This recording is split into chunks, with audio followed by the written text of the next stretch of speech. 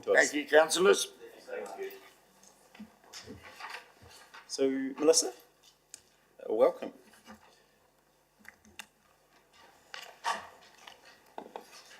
And thanks, Melissa. Really appreciate you coming today. We have read your submission and you've got 10 minutes. Feel free to leave some time for questions.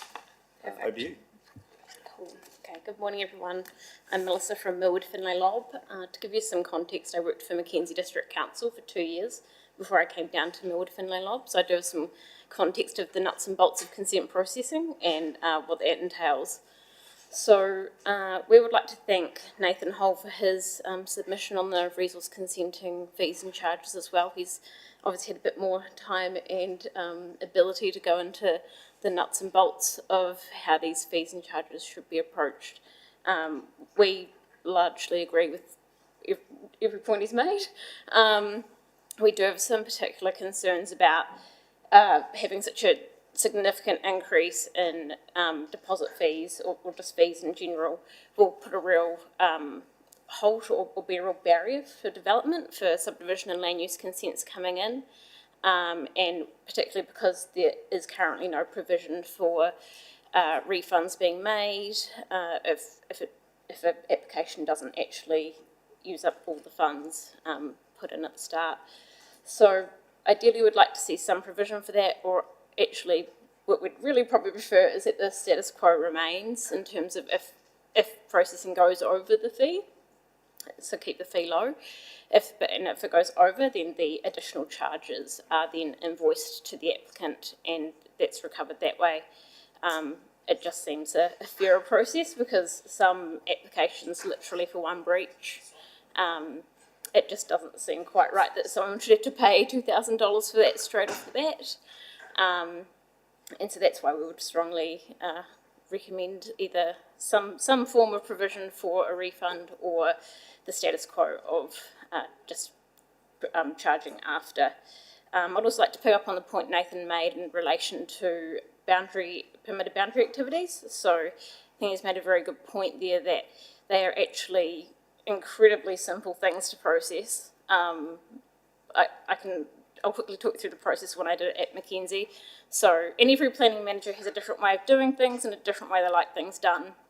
But just to give you some context of what I had to do would be you get the application, you'd look at what the breach was, and then you'd literally write a one-page memo to the planning manager, which would say, this is the address, these are the affected neighbours, this is the breach, the neighbours have signed these documents, and we should sign this off and move on. Like there's no real discussion about a permitted boundary activity. It's just something you've got to sign off on.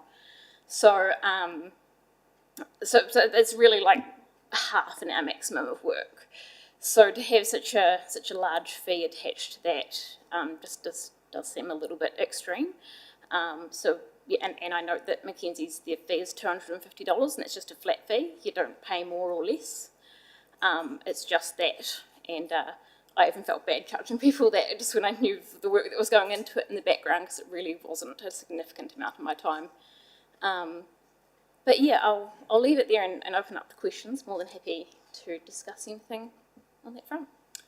Thanks, Melissa. Appreciate that. And to your point, Nathan's submission as well, and it has just asked some good questions, and we'll be able to delve into that with officers this afternoon when we do deliberations. And yeah, I think there's certainly some things that we can improve around transparency, and yeah, just a transparency of invoice, I think, so people know what exactly what they're getting billed for in regard to those hours that are allocated to the job. But has anyone got any specific questions? I know we'll have Nathan later this morning on the same topic, and I think it's something we need to spend a bit of time on this afternoon. Yeah, Councillor Booth. Could you just give me a sort of practical example of, say, a subdivision and the costs associated where they were and where they're actually going to go to? Just say someone buys a section in town and then decides to carve it and sell the back piece off. Yeah. So just ballpark it, an example of the impact that perhaps something like what we're doing now will have on a situation like that. Yeah, so at the moment, for a two-lot subdivision in the residential zone, Obviously, the district plan may have a bit of an impact 'cause it has more like new overlays coming in. So, in that case, then there may be some additional reports required, especially if you need Ariki environmental, like iwi consultation and that sort of thing. But at the moment, you know, provided you meet all your servicing requirements and you meet your minimum lot sizes for front and back, and then you got your transportation stuff, those are really the big key things to hit. And so, like at the moment, that probably is being covered mainly by the fee that is being charged at the minute, and the cost will probably really kick off actually if we're having discussions about draft conditions and having a bit of backwards and forwards about that, particularly if it's going to infrastructure and we're talking about like stormwater and all those sort of more technical aspects. And yeah, I guess moving forward, it just seems like if someone's chopping off something at the back, that it's really, I can't see what's changed that dramatically, because Ariki Environmental and all those sort of consultant reports are going to be charged at the cost that they are. So we just can't see what's changed that significantly. Yeah. So would they be, the deposit required, you mentioned, has increased by quite a bit? Yeah. Or something like that? Yeah.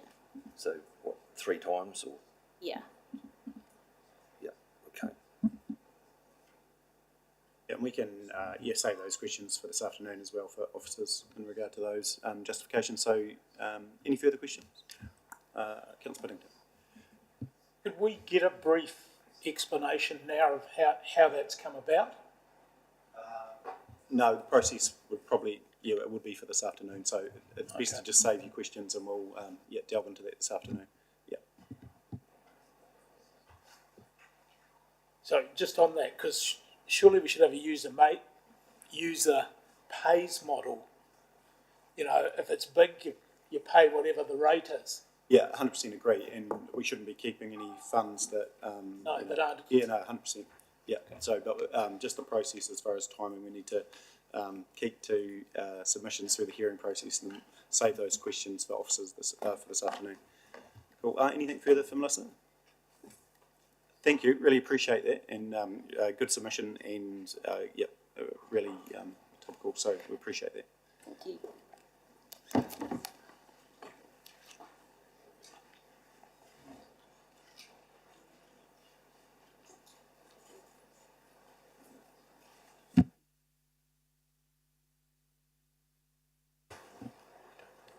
So we've got a few minutes, team. So just talk amongst yourself, and we'll be back soon.